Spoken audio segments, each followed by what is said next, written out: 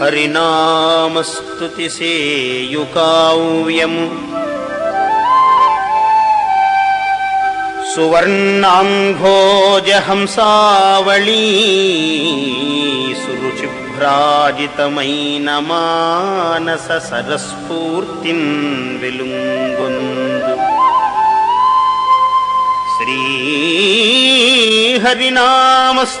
లేని కావ్యము విచిత్ర అర్థాన్వితం వయ్యు శ్రీకరమై ఉండదు అయోగ్య దుర్మలినవత్కాకోలగర్తాకృతిం. అందుకై జన్మతారకముగా శ్రీహరిలీలలు పాడవలసినది అని నారద మహర్షి చేసిన సూచనకు అనుగుణముగా వ్యాస మహర్షి శ్రీహరి లీలా సహస్రాత్మకంగా శ్రీమన్మహాభాగవత రచన చేశారు. అట్టి శ్రీమద్భాగవతాన్ని ఆంధ్రీకరిస్తున్న పోతన నాటి దేశకాల పరిస్థితులు కూడా ఆ పరిస్థితులకు భిన్నమైనవేమీ కావు.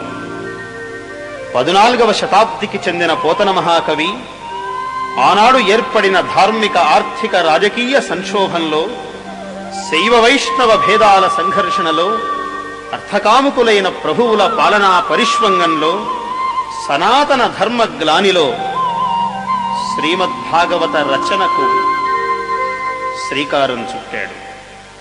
సహజ వినయ సంపన్నుడైన పోతనలోని విప్లవ చైతన్యం ప్రకోపించి పడగలు విప్పింది.